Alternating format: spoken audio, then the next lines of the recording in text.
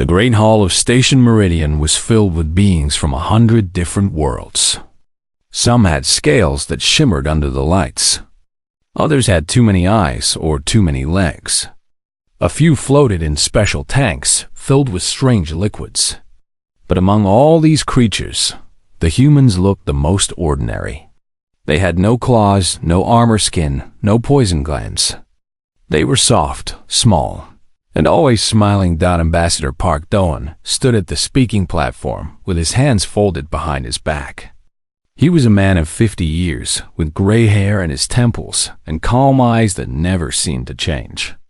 Behind him sat his assistant, Yoon Hana, a young woman who held a data tablet and watched.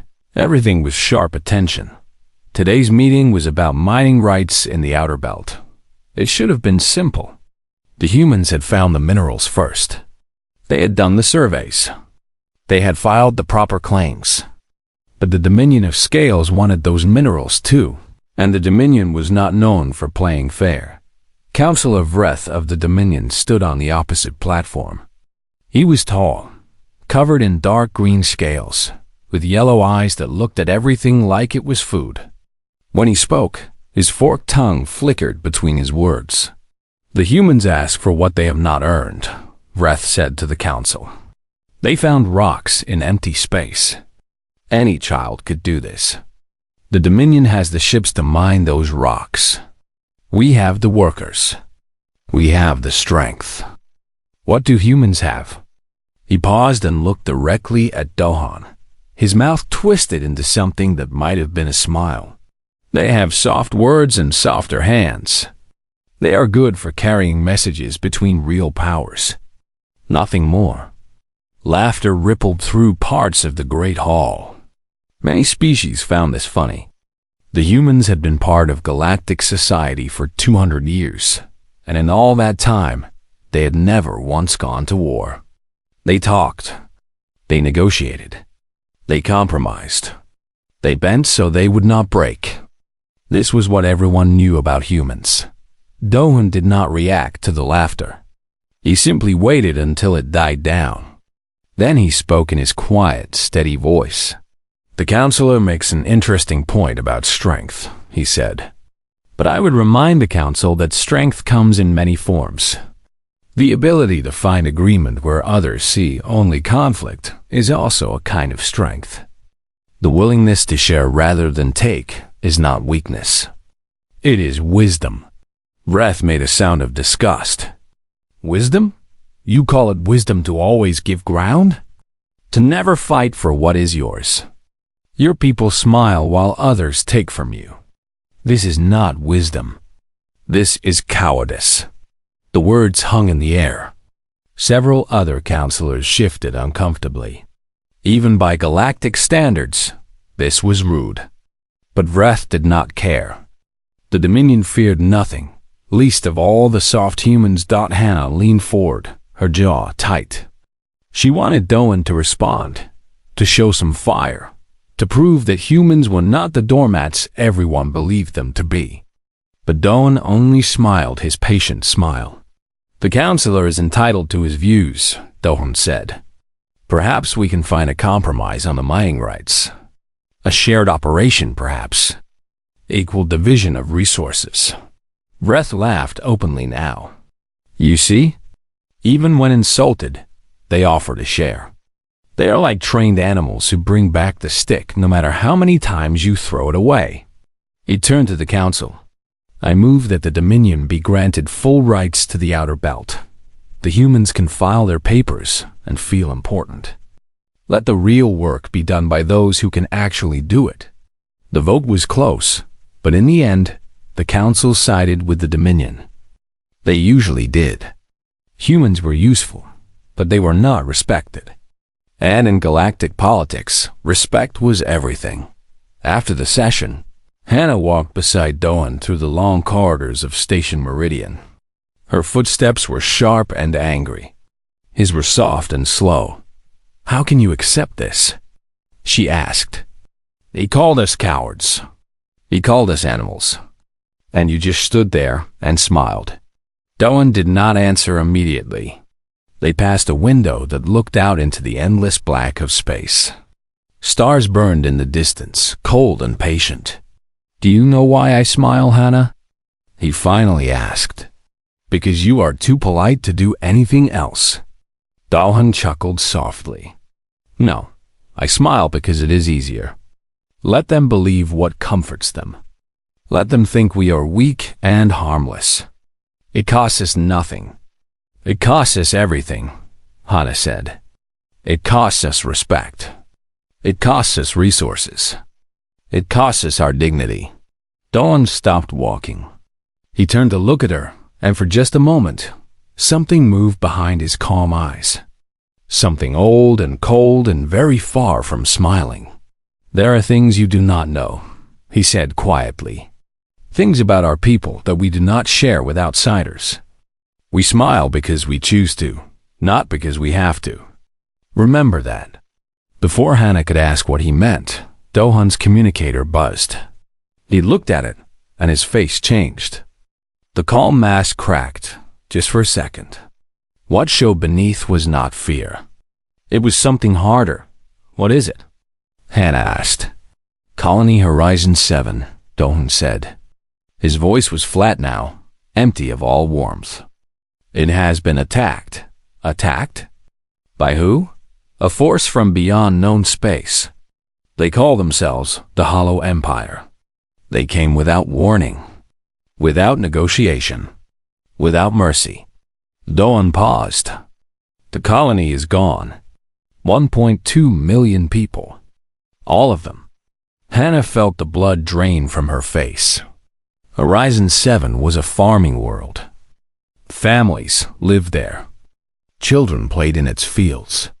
And now they were all dead. "What will we do?" she whispered. Do-hun looked out the window at the stars. His reflection stared back at him, and in that reflection, the smile was completely gone. "We will do what we must," he said. "We will show them what we really are." He turned and walked away, and Hannah noticed something she had never seen before. Do-hun did not walk like a diplomat anymore. He walked like a soldier. Across the galaxy, on 100 human worlds, the news spread like fire. Colony Horizon 7 was dead. For 200 years, humanity had kept the peace. They had smiled and negotiated and compromised. They had let other species call them weak and cowardly. They had played the part of the harmless mediator. But now the mask was about to come off, and the galaxy had no idea what was hiding behind it. In the Great Hall of Station Meridian, Councillor Vreth celebrated his victory over the humans in the mining dispute. He raised a glass and made jokes about soft hands and smiling servants. His eyes laughed with him. None of them noticed that every human on the station had gone very quiet. None of them noticed the cold look in human eyes. None of them understood that they had spent 2 centuries mocking something they did not understand. They would understand soon. The humans were done smiling. Deep beneath the mountains of Earth, in a place that did not officially exist, the Terran War Council gathered for the first time in 180 years. Admiral Beek Jian sat at the head of the long black table. She was 63 years old, with silver hair cut short, and eyes that had seen things most humans could not imagine. She wore no medals, no ribbons, no signs of rank. In this room, everyone knew exactly who she was. Around her sat 11 others. Military commanders, intelligence chiefs, strategic planners. All of them had spent their careers preparing for a day they hoped would never come. Now it had come, and they were ready. "Show me the footage," Admiral Beek said. The lights dimmed. A holographic display appeared above the table. It showed a peaceful world of green fields and blue oceans. Colony Horizon 7. Then the ships came. Massive black vessels that blocked out the sun. They did not send warnings. They did not make demands. They simply opened fire. The council watched in silence as cities burned, as people ran and screamed and died, as everything humanity had built on that world turned to ash and rubble. The footage lasted 12 minutes. When it ended, no one spoke. Admiral Beak's face did not change. Her hands did not shake. But something burned behind her eyes, something that had been sleeping for a very long time. 1.2 million, she said quietly. Farmers, teachers, children, gone in less than a day. Colonel Shin Tai-woo leaned forward. He was a large man with scars on his face and hands that had done hard work. He commanded the special forces, the soldiers who fought in the shadows where no one could see. The Hollow Empire, he said. They have conquered 40 worlds in the outer regions. They take what they want and kill anyone who resists. Until now, they stayed away from the major powers.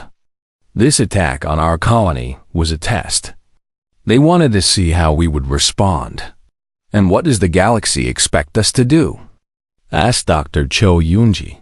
She was the head of Terran intelligence, a small woman with glasses and a mind sharper than any blade. She already knew the answer, but she wanted to hear it said aloud. The Galactic Council has sent their condolences, Admiral Beak said. The word came out like something bitter.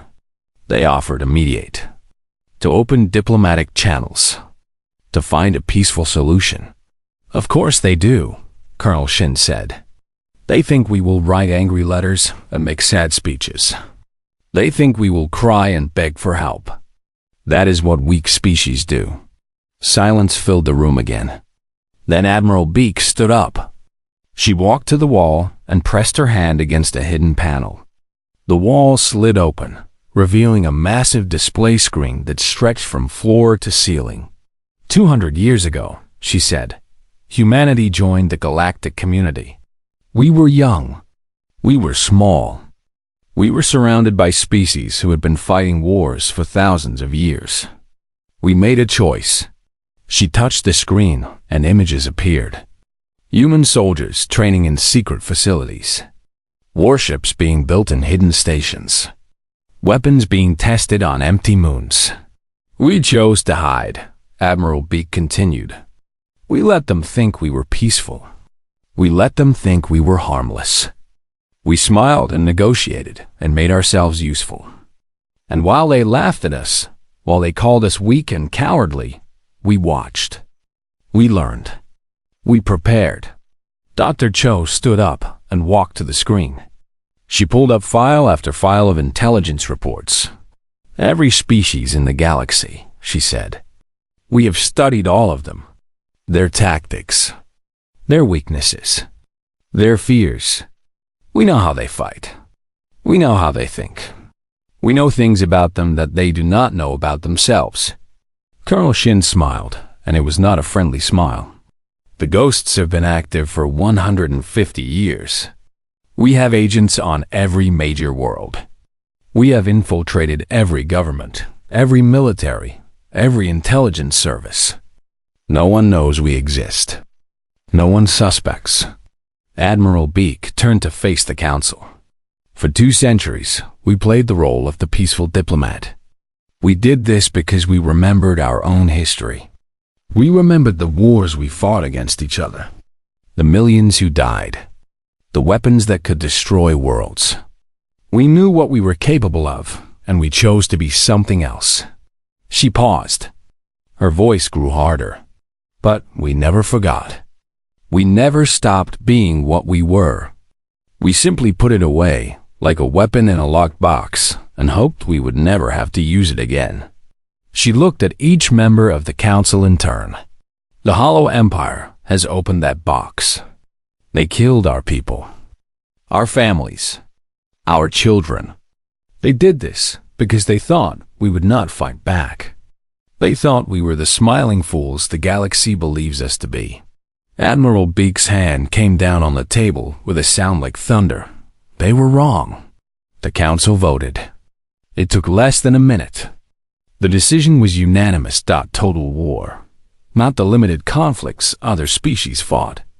Not the careful battles that followed rules and traditions. This would be war the way humans had always fought it, all the way back to their bloody history on Earth complete, merciless. Final. Dr. Cho transmitted the intelligence files to every fleet commander. Colonel Shin activated the ghosts and gave them their orders.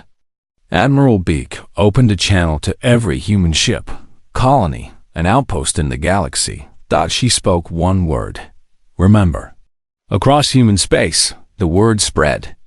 It was not a command to remember the dead of Horizon 7, though they would never be forgotten. It was a command to remember who they really were. What they really were. The warriors they had pretended not to be. On ships and stations, in homes and offices, humans heard that word and understood. The time for smiling was over. The time for diplomacy was done. Now came the reckoning. The Galactic Council sent another message offering to help with negotiations.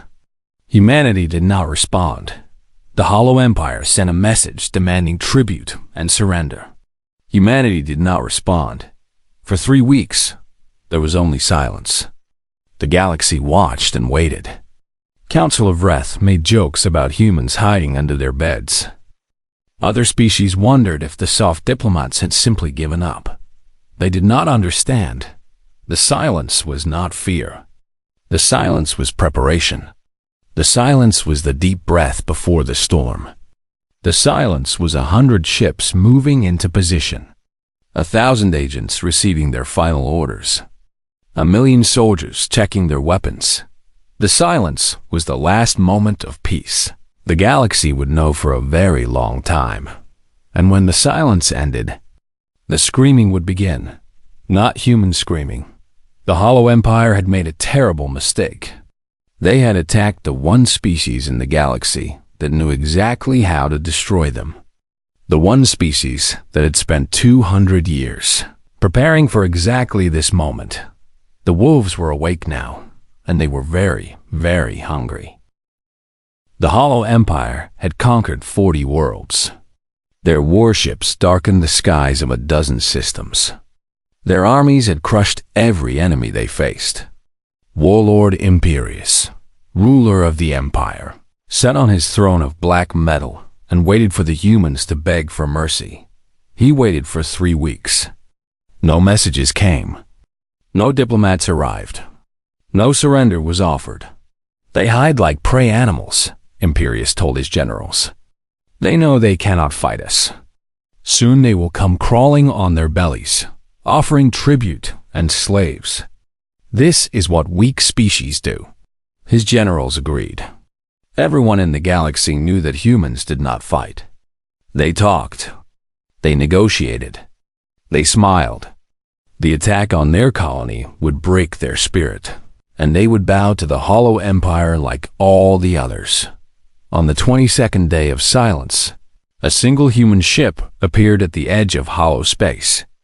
It was small, barely visible on their sensors. The Hollow commanders laughed and sent a squadron to destroy it. The squadron never returned.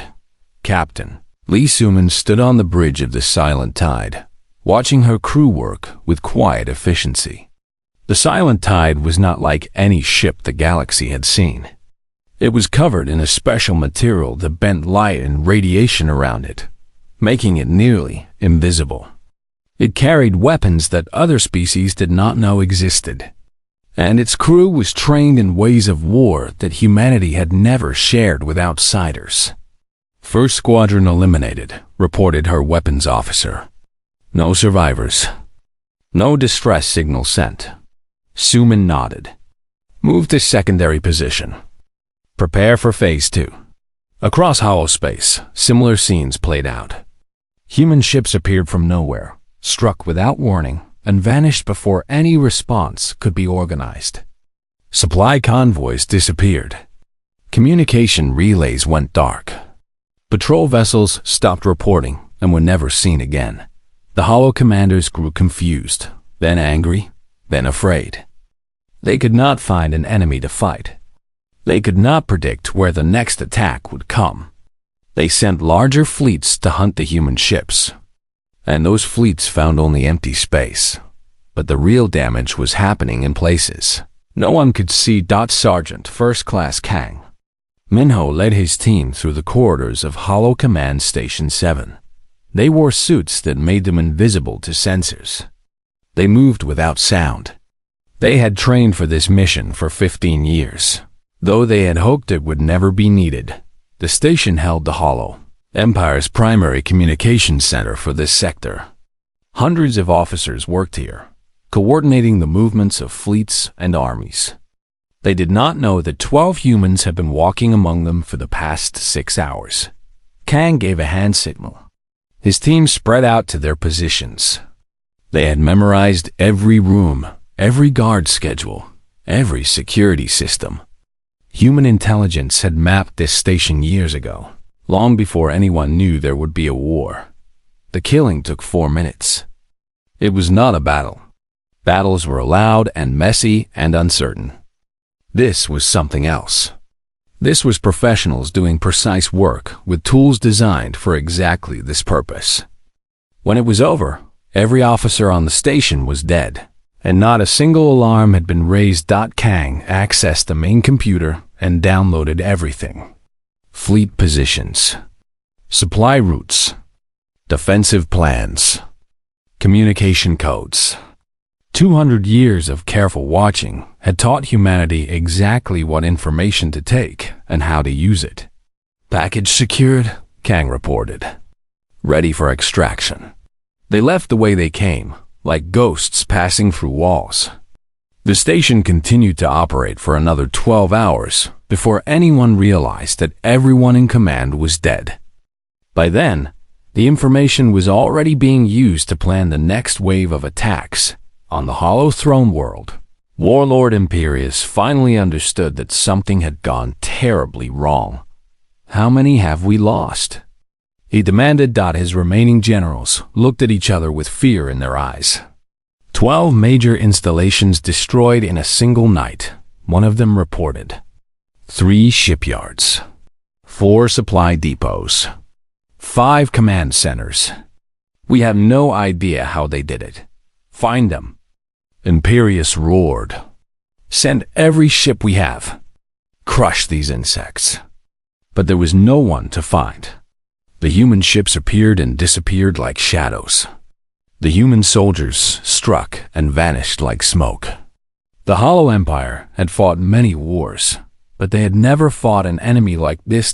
In the Galactic Council, the other species watched with growing unease. They had expected the humans to negotiate, to compromise, to find a peaceful solution, as they always did. Instead, the humans had gone silent and started killing with a cold efficiency that no one had ever seen. Counselor Vreth no longer made jokes about soft hands and smiling servants. He looked at the reports coming from hollow space and felt something he had not felt in many years. Fear. What are they? He whispered to a fellow counselor. What have they been hiding from us? No one had an answer. Warlord Imperius broadcast a message to the galaxy. He stood tall and proud and demanded that the humans face him in honorable combat. He challenged them to meet his fleets in open battle. He called them cowards and rats who fought only from the shadows. The humans did not respond to his challenge. They did not care about honor. They did not want glorious battles that songs would be sung about. They wanted victory. They wanted their enemy broken and helpless. They wanted the Hollow Empire to understand exactly what it had awakened when it attacked Horizon-7. In the 4th week of the war, the main human fleet finally appeared. It was not what anyone expected. General Oyuri commanded from the flagship Remembrance, named for the colony that had been destroyed. She was young for a general, only 45, but she had spent her entire life studying war. Every battle ever fought by humans or aliens, she had analyzed and learned from. Her fleet did not charge at the enemy with weapons blazing. That was what the Hollow Empire expected. Instead, her ships spread out in a pattern that seemed random but was actually precise. They targeted specific facilities and specific ships, cutting the enemy fleet into pieces that could not support each other. The Hollow commanders tried to respond. but their communications were jammed with false signals. Their sensors showed enemies that were not there and missed enemies that were. Their formations fell apart as ships received conflicting orders. In 6 hours of careful, methodical work, the main Holo defense fleet was reduced to scattered survivors fleeing in all directions. General watched the enemy break and run. She felt no joy, no triumph, no satisfaction. Only the cold determination to finish what had been started. Pursue and destroy, she ordered. No survivors. Her officers carried out the command without hesitation. This was not cruelty. It was necessity.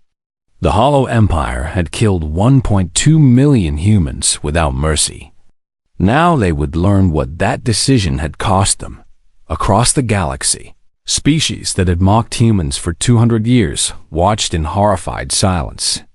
The smiling diplomats were gone. In their place were warriors who fought with a precision and ruthlessness that the galaxy had never imagined. And this was only the beginning. The Galactic Council called an emergency session. Every species sent their representatives. The great hall that usually buzzed with 100 different languages was quiet as a tomb. Everyone was waiting for the humans to explain themselves. Ambassador Park Dawn walked to the speaking platform with the same calm steps he had always used. He wore the same simple clothes. His face carried the same patient expression. But something was different now. The other species looked at him and saw something they had never noticed before. Something cold and dangerous hiding behind those gentle eyes. Counselor Vreth was the first to speak. His voice shook with a mixture of anger and fear. "You lied to us," he said. "For 200 years, you pretended to be weak. You let us think you were harmless diplomats who could not fight. Everything about you was a lie." Doan listened until Vreth was finished. Then he smiled, but it was not the warm smile the council had seen so many times before. This smile had edges. "We never lied," Doan said. "Not once. You assumed we were weak because we chose not to fight. You assumed we were harmless because we preferred peace. That was your mistake, not our deception. You hid your weapons, your ships, your soldiers." "We did," Doan agreed. "Just as every species hides its true capabilities from potential enemies. Is the dominion of scale so different? Do you show your full strength to strangers?" Vreth had no answer to that. The High Speaker of the Council, an ancient being called Morith, raised a hand for silence. "Ambassador, the Council does not question your right to defend yourselves. But we must understand. Why did you hide for so long? Why let the galaxy believe you were something you were not?"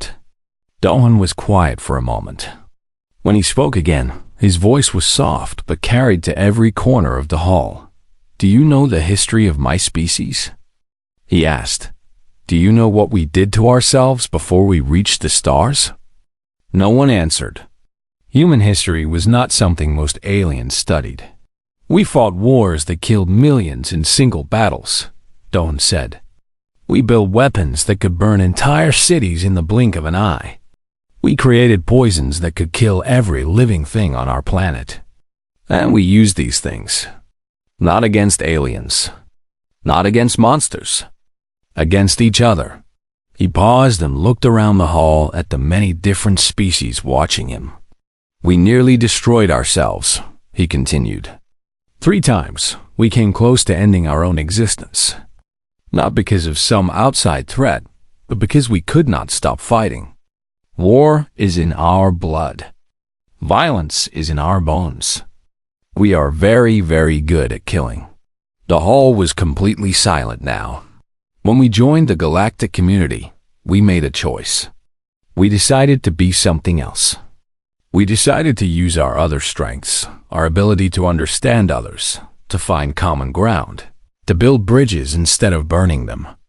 We put away our weapons and our wars and tried to be the peaceful species we wished we were.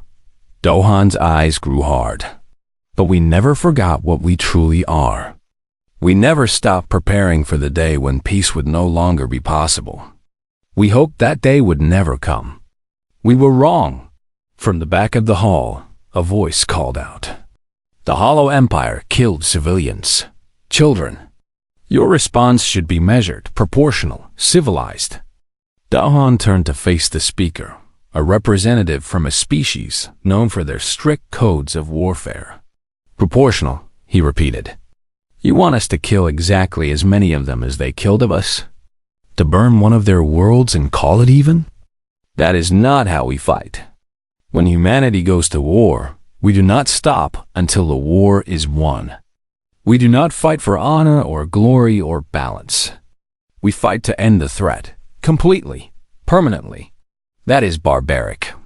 Yes, Dohan agreed. It is. That is why we tried so hard not to fight at all. That is why we smiled and compromised and let species like the Dominion take advantage of us.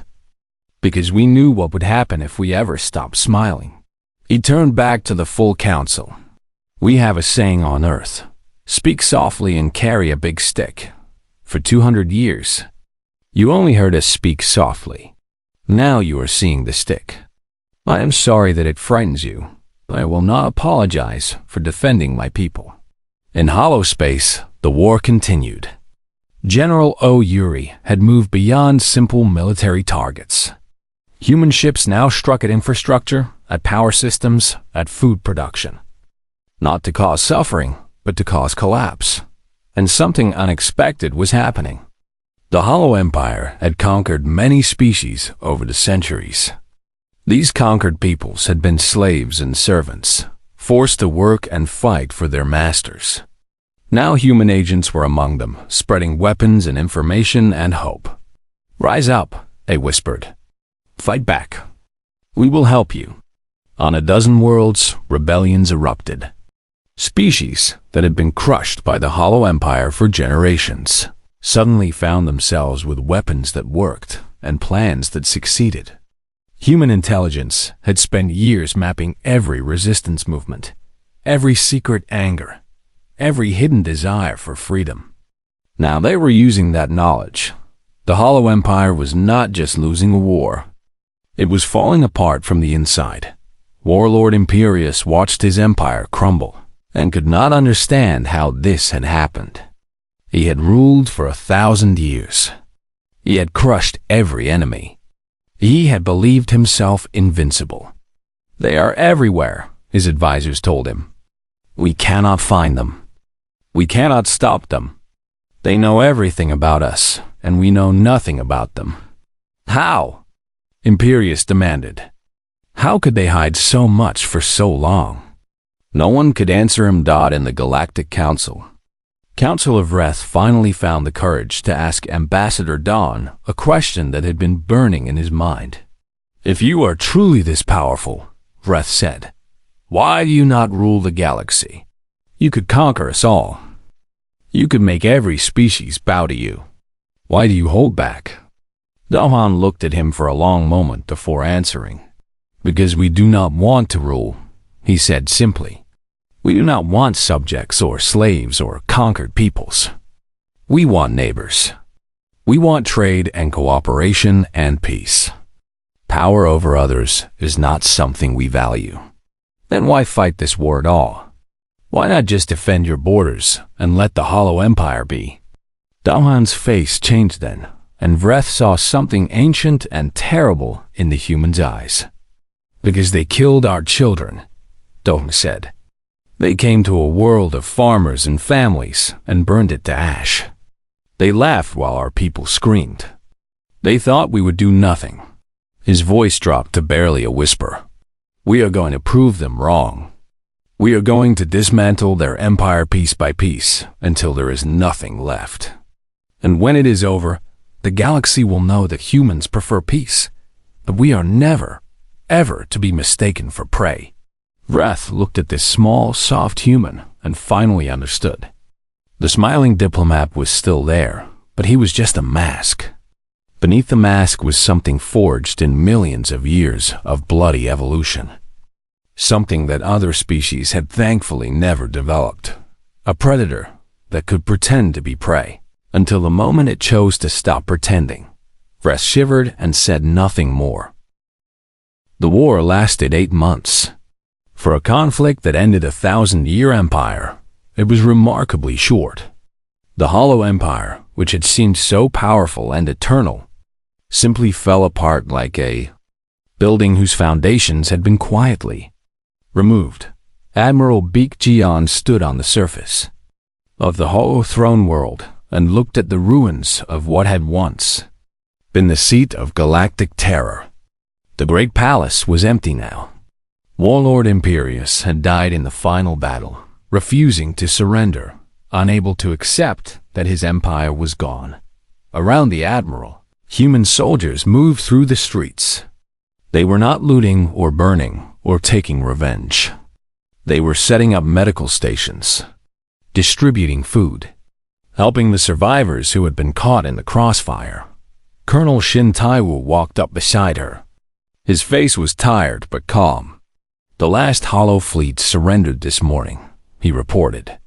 All resistance has ended. The war is over. Beek nodded slowly. How many did we lose? 43,000 human casualties, military and civilian combined. It was a small number compared to the millions the Hollow Empire had killed over its long history. Small compared to the wars humanity had fought against itself long ago. But every one of those 43,000 had been a person with hopes and dreams and people who loved them. And the enemy? We do not have exact numbers yet. Their military is destroyed. Their government has collapsed. The species they conquered are taking control of their own worlds again. Shin paused. We won, Admiral, completely. Beek should have felt triumph. She felt only exhaustion and a strange sadness. War was necessary sometimes. That did not make it good. In the Galactic Council, the news of humanity's victory spread like wildfire. Species that had spent 2 centuries looking down on humans now looked at them with new eyes. Some felt respect. Many felt fear. A few felt something close to horror. Councilor Vreth watched the human delegation enter the Great Hall.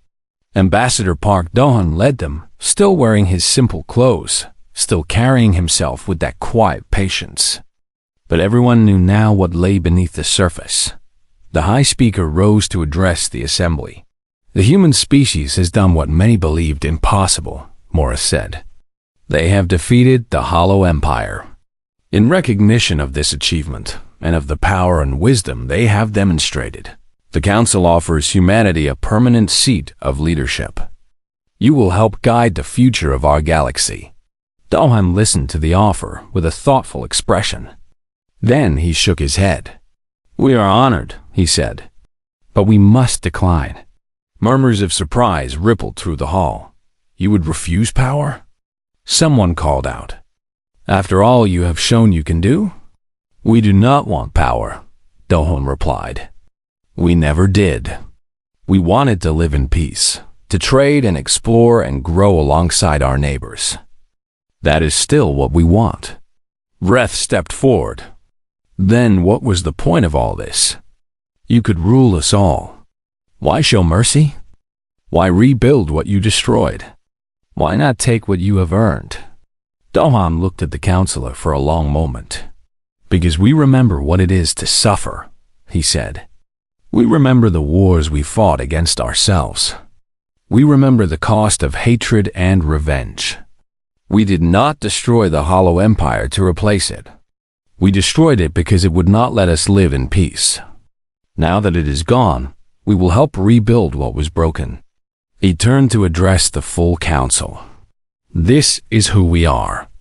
We are capable of terrible violence, yes. We have proven that. But violence is not what we choose to be. Given the choice between ruling through fear and living as equals, we will always choose equality. Given the choice between revenge and rebuilding, we will always choose to rebuild. Dohan's voice grew softer, but somehow stronger. We just want to be good neighbors. But know this, if anyone threatens our people again, If anyone mistakes our kindness for weakness, they will learn the same lesson the Hollow Empire learned. We prefer peace. We are not helpless without it. 40 years later, a young human officer named Imjiwan served as a diplomatic attaché on Station Meridian. She was known for her patience and her warm smile. She helped negotiate trade agreements and resolve disputes between species who had been arguing for centuries. One day, a young alien ambassador approached her during a reception. He was new to galactic politics and curious about the strange, soft species that everyone seemed to treat with such careful respect. "May I ask you something?" he said. "Of course. Humans are so gentle, so kind. You always seek compromise and understanding. Why do the other species look at you with such caution?" Jiwan smiled at him. It was a genuine smile, full of warmth. "Do you know the story of the Hollow Empire?" she asked. "I have heard of it. A great empire that fell long ago. But the records are unclear about what happened. They attacked the human world," Jiwan said. "They killed more than 1 million of our people, farmers and teachers and children. They did this because they thought we were weak, that we would not fight back. And what happened? The war lasted 8 months. At the end, the Hollow Empire no longer existed." The young ambassador was quiet for a moment. "But you seem so peaceful, so gentle," Jiwan nodded. We choose to be. Every day, every moment, we choose kindness over cruelty, cooperation over conflict, peace over war. But it is a choice. Do you understand? We are not peaceful because we cannot be anything else. We are peaceful because we have seen what happens when we are not. And we want to be better than our history." She looked out the window at the stars. The same stars that Admiral Beak had looked at when the war ended. The same stars that Ambassador Doan had watched while waiting for the galaxy to understand what humanity really was. "We have a capacity for violence that we try very hard not to use," Jiwan said softly. "We smile because we want to. We compromise because it is right. We help others because we believe in building things up rather than tearing them down. But never, ever mistake our gentleness for weakness. The kindest hands can become the hardest fists." The young ambassador nodded slowly. He was beginning to understand. "So the caution others show you is wisdom," Jiwan finished. "We are the best friends you could ask for, but we are the worst enemies you could make. Most species choose to be our friends." She turned back to him with that warm, genuine smile. "I recommend you do the same." Across the galaxy, humanity continued to do what they had always done best. They traded and explored and helped their neighbors solve problems. They smiled and compromised and built bridges between species who had been enemies for millennia. They were the galaxy's diplomats, mediators, and peacemakers. And everyone remembered what happened when that peace was broken.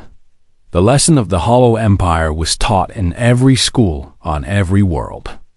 Not as a story of human triumph, but as a warning. The humans themselves made sure of that. They did not want glory or fear. They wanted understanding. Speak softly. Carry a big stick. Choose kindness, but never forget how to fight. This was what humanity was. What they had always been.